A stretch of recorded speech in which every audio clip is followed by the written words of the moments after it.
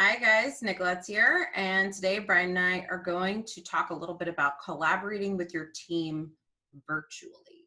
So Yeah. we are in a place right now where a lot of employees are working from home, people who are not used to working from home, and they want to maintain that constant contact with their team, whether it be, their coworkers or their employees, whatever it might be.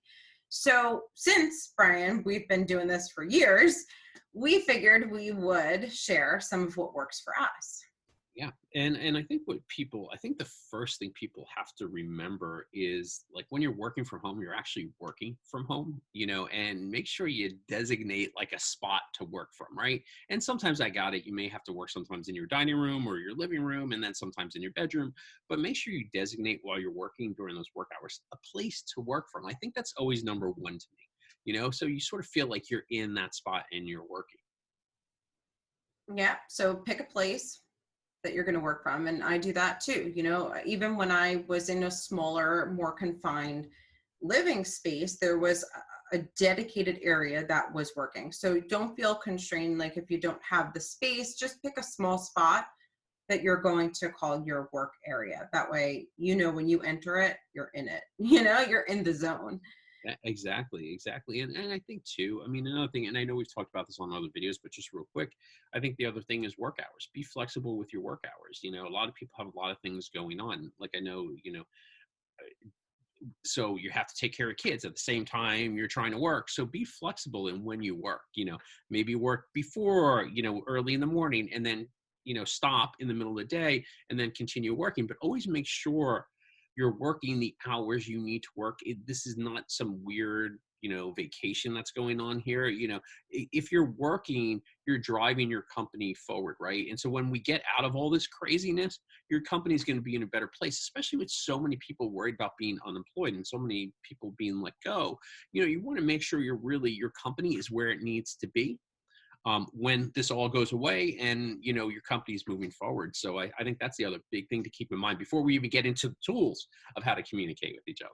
Right. So flexible work hours is a good one. And what you should consider, and I do this myself, but working really early in the morning. Brian picks up time at the end of the day. I'm at the end, way at the end of the day at night, right?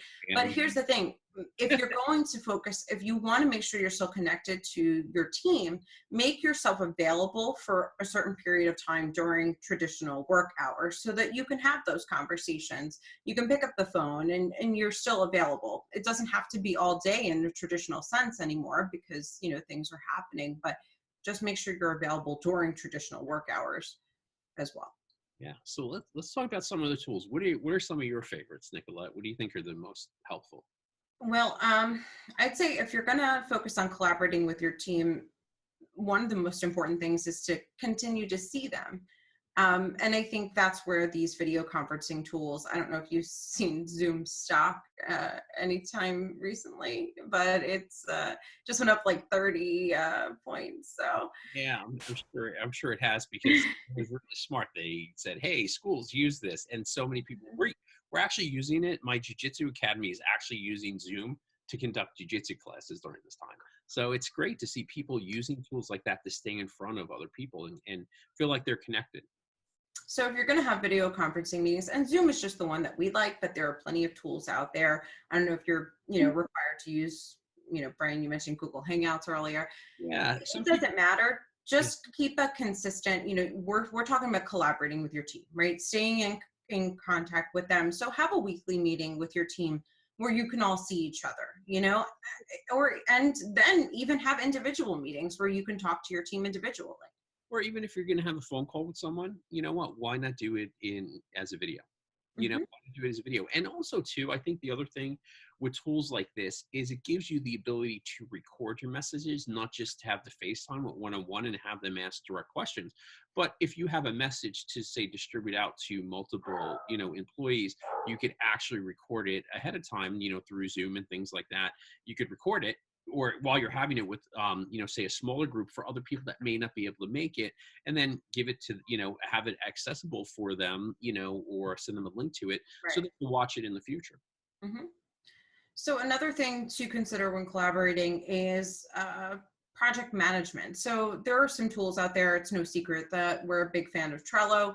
It just happens to be one that we've always used with our freelancers. It was even one that, we've used, with teams of employees. So it's a good way to keep all the information in one place. It allows everybody to move and manage tasks, to leave notes, and it offers some full visibility into what's going on. So anybody can walk into that project board and say, okay, this employee is doing this one's doing that, grab tasks, see, attach documents. It's a really transparent tool, which I think a lot of people need if they're collaborating virtually. And what happens too is, we talked about those flexible work hours. What some of these tools do is really cool things, like you could pass on a step to the next person and it will send them an email. So it will let them know, like, hey, this project is now in their court and they need to do something on that project. So these tools actually offer, another piece of communication for you, not just the management of the project, but they're actually able to automate emails and send them out, based on the steps in the projects themselves. Yeah. So that's the project management, virtual handling. Now, what about file sharing? So this is a big one because some of our files, we do a lot of work with video. Mhm. So these videos are pretty big, whether it be, maybe someone's creating social videos, maybe somebody's got, recorded footage or big documents. So another thing to, Recorded something for a meeting. You may want to. yeah, yeah. So another thing to think about is putting all of your documents into some sort of file sharing system. We use Dropbox, but you can use whatever you want. And I mean, there are a million of them out there that work really well.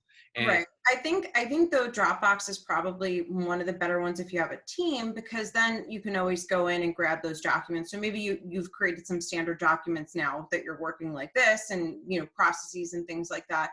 And anybody can go and drop things in and grab them as needed. yeah, and if you're in the G Suite environment, another way to do it, if you're back end for your email and things like that is G Suite. It's easy to use Google Documents.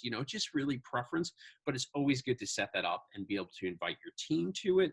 That way, everyone could access the documents you want. Just forewarning, be careful, because you got to make sure the sharing permissions are right. Because if you're managing multiple people, you may only want to share certain documents with certain people. So just make sure to manage your permissions.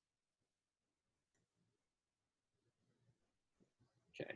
Okay. The other thing to think about is staying in communication. And I know we talked about video conferencing and we talked about, instead of calling someone using a video, but I think the most important thing is to stay in communication, staying in like continuous communication with the people that you're working with. So for example, that means, I mean, Brian and I are always on the phone, but that means maybe you have an employee and you pick up that phone and you talk to them for a couple of minutes and see what's going on, and it doesn't always, how are things going with the situation? How are you settling in? It doesn't have to just be about the task at hand, but I think to make sure that you're picking up the phone.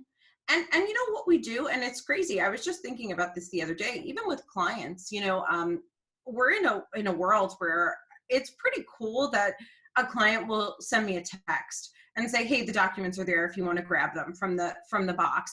We even use that virtual file sharing with clients, and Trello, we do that with clients too. So it's something that we've consistently done. So, it's doable, it works, even a quick text, depending on the relationship you have, it's, to stay in that constant contact. Yeah, and I think there's, like you mentioned, with just your iPhone, just your Hmm. iPhone, think about all the things you could share. You could text, like Nicolette pointed out. You could FaceTime people. Hmm. So obviously you could call them. Do you know what I mean? You could actually share documents that you have right through even a text. So you may have a Word document, or an Excel document, and you can actually share that through text messaging. So I mean, right now things are, as we're all getting used to it, and you'll find the pattern that's correct for your company or for your teams.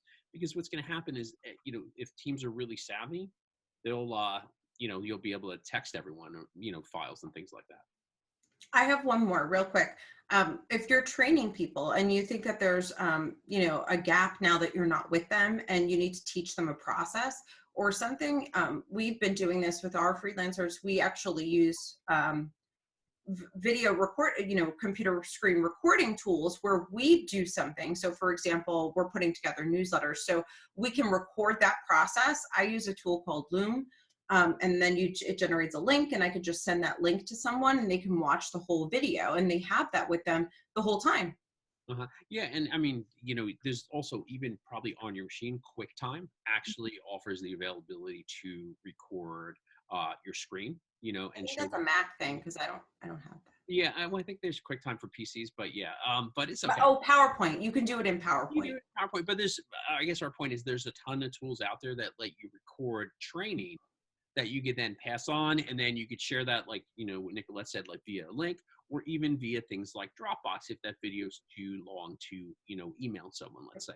So, these are just really simple things to help you collaborate with your team. So onward, have fun collaborating in this virtual workspace that we're all in now. Yeah, we've been in it for years. Be safe. If you have any questions, feel free to reach out, add comments, whatever it is. We'd be happy to help you out.